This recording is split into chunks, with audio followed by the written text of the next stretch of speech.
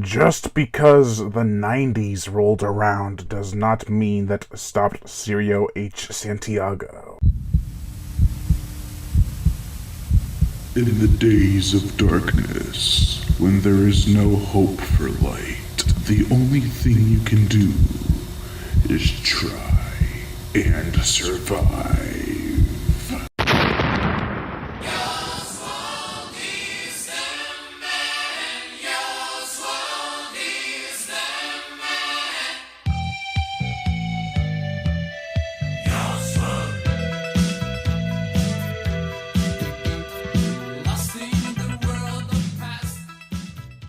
Dune Warriors. The 1990 post-apocalyptic action flick from director Sirio H. Santiago. The plot. In a clan known as Chinali, the people are soon to be attacked by the dreaded William and his gang. One of the clan's women, Val, played by Gillian McReader, from The Dentist 2, Strangeland and Progeny, heads off into the wasteland in order to search for help. She runs into Michael, played by David Carradine, and he takes her to search for more warriors to recruit. Now, with a decent group, they can help the people of Chinley to learn how to fight for themselves and what they believe in. After some not-so-great post-apocalyptic flicks from Santiago, this was a welcome surprise. Don't get me wrong, there are some fun qualities to films like Striker and Equalizer 2000, but they ultimately fell short for me.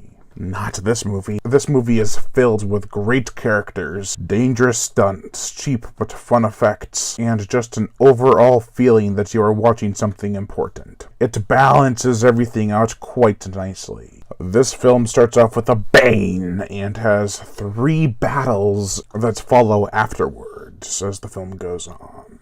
David Carradine plays a total badass. He doesn't say too much, but when he does, his words of wisdom help guide the characters along. He also has some awesome one-liners. He's yours. I fucking love that. I've got to tell you, I was sold for this movie just by looking at the poster art.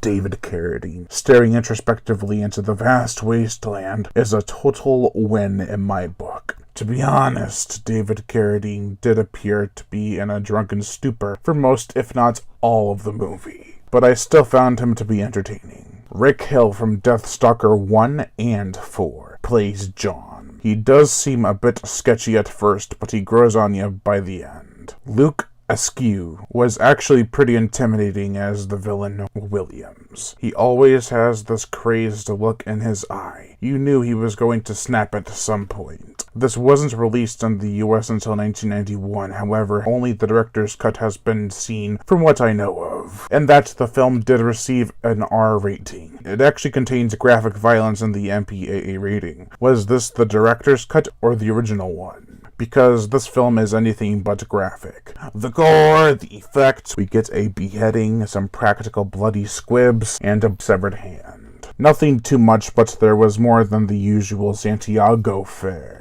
The motion picture soundtrack, I just want to point out that the composers for this movie are known as the Score Warriors. Their work on this film is okay at best, and this is one of Santiago's best works. I'd put it up there with Wheels of Fire and The Sisterhood as one of the better Santiago post-apocalyptic ventures. I liked that we get character downtime as well as a good pace. It is highly entertaining and doesn't feel cluttered together. I'd say definitely check this out. Overall, I give Dune Warriors a 3 out of 5. I am Brian Gatto, host of Horror Show Entertainment. Make sure to like my Facebook page in the description below and leave comments and subscribe.